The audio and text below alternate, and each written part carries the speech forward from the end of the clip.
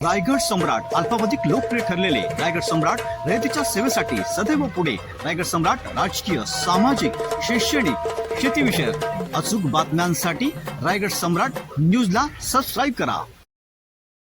काय विषय पहिला अगोदर तुमची ओळख द्या.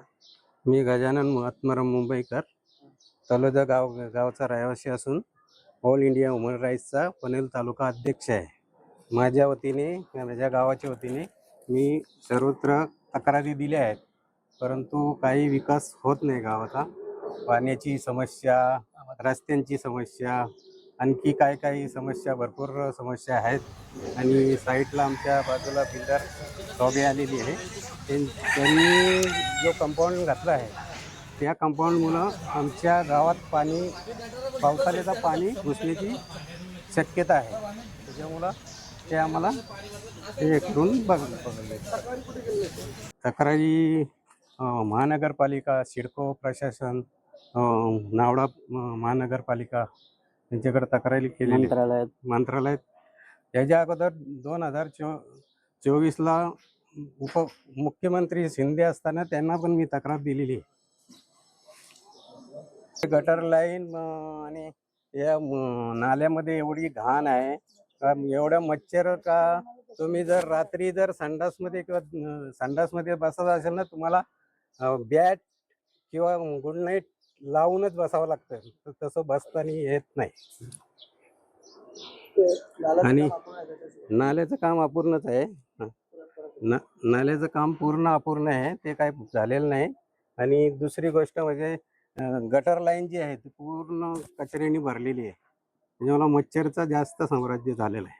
जनार्दन मुंबईकर, मी ऑल इंडिया ह्युमन राईट्सचा सेक्रेटरी आहे आणि मी ग्रामपंचायत माजी सदस्य पण आहे. आता या गावातल्या समस्या बघितल्या तर भरपूर समस्या आहेत. या गावामध्ये बघा, रोड नाही. रोडची काय अवस्था तुम्ही आता प्रत्यक्ष बघतायत आणि ते फोटो मी महानगरपालिकेला पाठवलेले आहेत.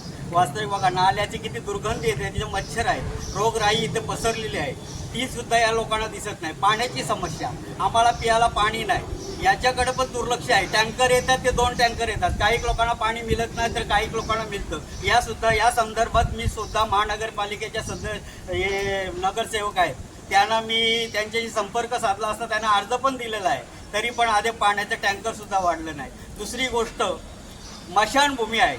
स्मशानभूमीमध्ये आज किती वर्ष झाली तिथं पाण्याची सोय नाही, पाणी नाही, लाईट नाही. आणि दुसरी एक गोष्ट, आता गावामध्ये संपूर्ण शिडकोच्या आवारामध्ये, आता शिडको गावाला टच आहे, आता शिडकोचा कंपाऊंड गावामध्ये येणार आहे. आता लग्न कार्य असतील, कुठलं मोठे समारंभ असतील, त्या समारंभासाठी कुठं करायचे ते समारंभ? इथे समाज मंदिर नाही, मुलांना प्ले ग्राउंड नाही, मुलांना खेळासाठी ग्राउंड सुद्धा उपलब्ध नाही. तसेच त्यांना व्यायामशाला पाहिजे, काय यांच्याकडे शिडकोने आणि महानगरपालिकेने फक्त दुर्लक्ष केलेलं आहे. या भोईरपाड्यामध्ये हे एवढे नगरसेवक असून या भोईरपाड्यामध्ये सर्व दुर्लक्ष आहे. अजिबात. मी जेव्हा हे होतो, सदस्य होतो, तेव्हापासून सुद्धा, कारण आमची सत्ता काँग्रेसची होती, मी सदस्य होतो, तेव्हा पण या भोईरपाड्यामध्ये दुर्लक्ष होतं, तरी पण मी बहुतेक कामं करून घेतली. तर आता हे खोदाई वगैरे झाले, त्याविषयी तुमचं म्हणणं आता खोदाई बघा, पहिला रोड काढतात, पुन्हा दुसरं काहीतरी आणतात, खोदाई लगे पाईपलाईन टाकतात, पुन्हा खोदाई करतात, मग रोडचे खड्डे तसेच. म्हणजे मी निव्वळ सांगतो का ही जी कामं काढतात हे निव्वळ म्हणजे गावाची सुविधा किंवा लोकांना म्हणजे काहीतरी सुविधा द्यावा यासाठी नाही. हे फक्त कॉन्ट्रॅक्टदारांना श्रीमंत होण्यासाठी हे करतात. कारण बघा तुम्ही, जास्त तो रोड पुन्हा करायचा आणि पुन्हा खराब करायचा, पुन्हा ठेकेदारांना काम द्यायचं. ती पण असे नाही का, एक 25,000ची वस्तू 75,000 तिथे लावायचे, अशी यांची परंपरा चाललेली आहे. किती वर्ष झाली आम्ही पाठपुरावा करतोय, आमच्या गावामध्ये रोडची काय दुरावस्था झालेली आहे हे कोणाला काही दिसत नाही. रोड नाही, पाणी नाही, कुठलीच काही समस्या, आमच्या कुठल्याही समस्या घेऊन तर किती वर्ष आम्ही पाठपुरावा करतो, कोण लक्षच देत नाही. करतो म्हणून करतात. सध्या गावात नक्की रोड कुठले खराब आहेत? म्हणजे काही ठिकाणी तो कॉन्क्रीटचे दिसतात ना मला. आता फक्त एकच आता कॉन्क्रीट केले. आता तुम्ही बघा, प्रत्येक रोड बघा, तिथे आहे, पहिले चांगले होते, तिथे पण आता गटारे करून, पण त्यांनी सुद्धा ज्यांनी कामं केली, म्हणजे खोदकाम केलेलं आहे, त्यांनी सुद्धा ते लगेच कॉन्क्रीट करायला पाहिजे ना. ते काम अजिबात केले नाही. तसं सोडलं, पाईपलाईन टाकली, काम सोडून वरती खडी टाकून गेले. वास्तविक त्यांचं काम आहे. कोणकोणत्या ठिकाणी रोड खराब आहेत? 9.5 वर्ष आली ग्रामपंचायत सांगितली आतापर्यंत रस्ता नाही. किती 9.5 वर्ष झाली. 9.5 वर्ष आली बघा रस्ते पण मागाशी तुम्ही बोलत होते काही कुठली प्लॅनिंग चुकलेली आहे तुमचं असं म्हणणं होतं मागाशी नाल्याची मध्ये नाल्याच्या हा, मध्ये नाल्याचे बघा ना तुम्ही, आता नाळं आहेत. किती वर्षापासून काम आता चालू आहे? 5-6 वर्षापासून नाल्याचे काम चालू केलेला होता. आता बघा, कुठलाही काम करण्यासाठी इंजिनियर तर असावा लागतो आणि इंजिनियर लागतो. पण तुम्ही बघा, मशानभूमीच्या पुढे तिकडे तिथपासून बघा, तो कुठेही बघा पाण्याचा निचरा होत नाही. पाणी साठलेला राहतो आणि त्याच्यात लोक घाणी वगैरे टाकतात. त्याच्यामुळे मच्छरांनी तर सगळं जाळं पसरलेलं आहे.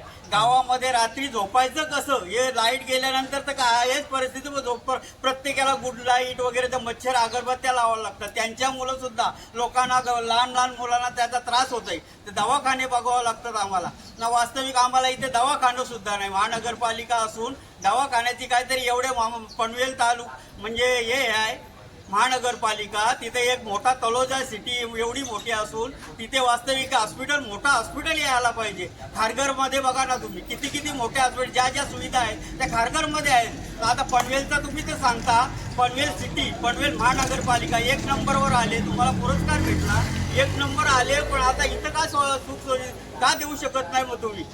फक्त काय म्हणजे कागदोपत्री तुम्ही 1 नंबर आहात का? प्रत्यक्ष येऊन सुविधा बघायला पाहिजेत काय केल्यात त्या. नुसतं कागदोपत्री व्यवहार करून ही कामं झाली, ती कामं झाली, पण ते कामं होतच नाही. कागदोपत्री तुम्ही नुसतं 1 नंबर आल्यात. महिलांना 2 दिवसांनी जाऊन ते 4-5 अंडा आणायचे 20 रुपयाचं. पाणी आली विकतच घ्यायला विकत किती वर्ष झाली विकत. यो तर नाच भेटत पाणी आंघोळीचा वापराचा अजिबात नाही येत पाणी. विहीर आहेत पाठीमागे तुमच्या विहीर आहे, त्याचं पाणी कसं? कपडे धुवायला कपडे धुवायच्या पण लायकीची नाही. कपडे धुवायचे पण नाही लायकीचे झाले. त्याच्यामध्ये पण काय असं त्याची दुरुस्ती नाही तर नाल्याचा पाणी त्याच्यामध्ये येतो. विहिरीची स्वच्छता करायला नाही सांगितलं? विहिरीची स्वच्छता करायला सांगितली, पण किती वेळा सांगितली, दुर्लक्ष करतात. आता त्या नाल्याचा पाणी विहिरीमध्ये येतोय आणि तो पियाचा कसा, पण ना विलाजाने तिथे कपडे आंघोळीच्या धुवायला लायकीचा लागतात. पण नाही. आंघोळीच्या लायकीचा पण नाही. मागणी काय आहे तुमची? आम्हाला मांडीशीचं पाणी आलं पाहिजे. पाणी आलं पाहिजे आम्हाला पहिला. आता टँकर येतात ना नाही, काम अपुऱ्या करतात. किती पुरतील? अपुऱ्या टँकर करतात. आले. आमच्याकडे कुठे जायचा कार्यक्रमाला जर आला अरे अपुऱ्या करतात. निमंत्रण, तर आम्हाला विचार करावा लागतो येतात नको पाण्यासाठी बोलू. थांबायचा का कार्यक्रमाला जायचा. अपुऱ्या पडतं तो बी पाणी टँकरचा. टँकरचं पाणी दोन. आमच्याकडे तो पोहोचतच नाही.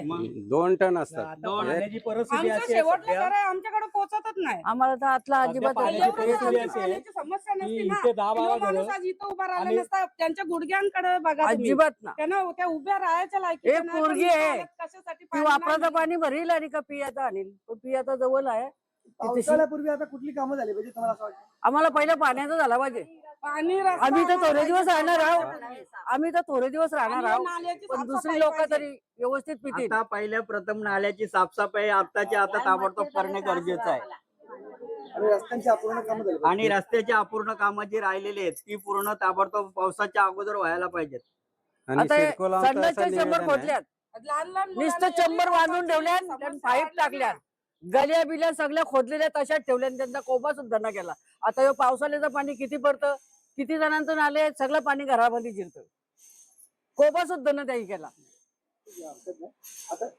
आज गटारांची अवस्था अशी आहे का एवढी त्याच्यामध्ये घाण गाळ साचलेला आहे, त्याच्याकडे किती वेळा सांगून सुद्धा पूर्ण दुर्लक्ष आहे पालिकेचा. आज जर फिरलो, वर्षातून एकदा येतात, ते पण अर्धवट गाळ काढून जातात. पुढे इकडे काहीच नाही, तसा पडलेला आहे. आणि ह्याचाच पूर्ण परिणाम मच्छरमुळे होतोय. नाही भेटलं तर आम्ही तीव्र 100% आंदोलन पूर्ण गावातील लोक जाऊन संपूर्ण बाळलेणी, आम्ही- दांडे वगैरे घेऊन हा. आम्ही महानगरपालिकेच्या प्रांगणात संपूर्ण महिला मंडळ आणि सगळे सर्व जाऊन ग्रामस्थ जाऊ, तिथं आंदोलन हे मला करू असं 100% मी आंदोलन सांगतो करू. तुम्हाला.